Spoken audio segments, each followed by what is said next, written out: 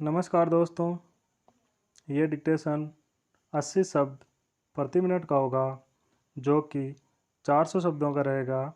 5 minute तक बोला जाएगा। 10 सेकंड बाद स्टार्ट किया जाएगा।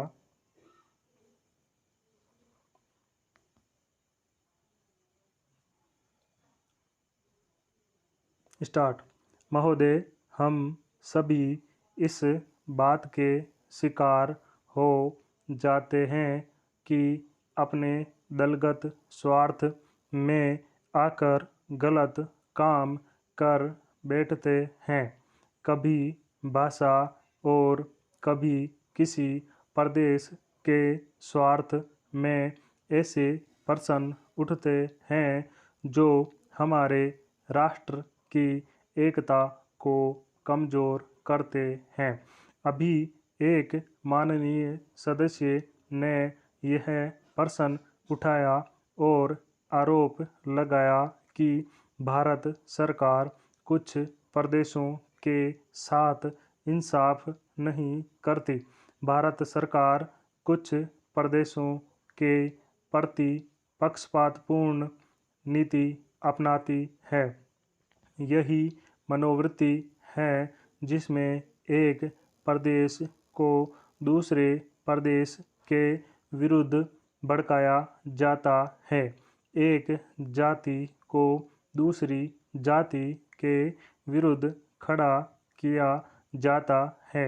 एक धर्म को दूसरे धर्म के विरुद्ध खड़ा किया जाता है और एक भाषा और दूसरी भाषा वालों के बीच में भड़काव पैदा करके लड़ाई पैदा की जाती है।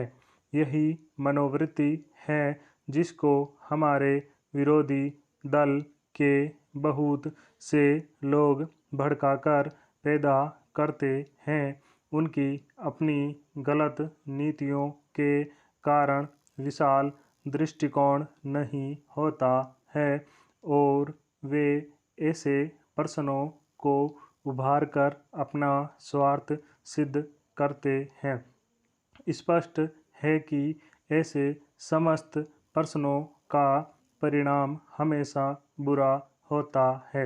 इसलिए मैं सभी राजनीतिक पार्टियों के नेताओं से अपील करना चाहूँगा कि जो प्रश्न हमारे देश के सामने हैं और जिन पर हम सबको चिंता हो रही है तथा जिन का हल निकालने की हम कोशिश करते हैं, उन तमाम प्रश्नों के ऊपर हम ठंडे दिल से विचार करें।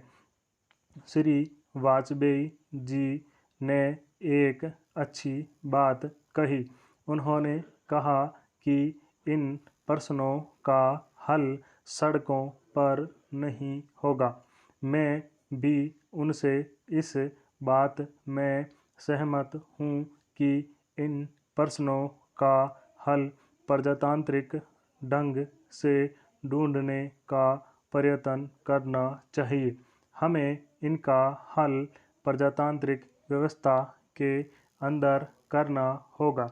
सड़कों के ऊपर इन प्रश्नों का हल नहीं हो सकता है। राजस्थान के अंदर जो अकाल पड़ा हुआ है और लोग मर रहे हैं, उसकी तरफ चिंता नहीं हो रही है। अब राजस्थान में जो संकट है और इस तरह के जो दूसरे प्रश्न हैं, उन पर हम लोग एक साथ बैठकर गंभीरता से विचार करें और उनका हल तलाश करें। खाली इस तरह से आरोप लगाने से और उपदेश देने से काम नहीं चलेगा। इस देश के अंदर बंगाल में बाढ़ से जनता पीड़ित हो रही थी और उसको अनाज, कपड़ा और जीवन की रोज़मर्रा की आवश्यक सामग्री भेजने की कोशिश हो रही थी। स्टॉप।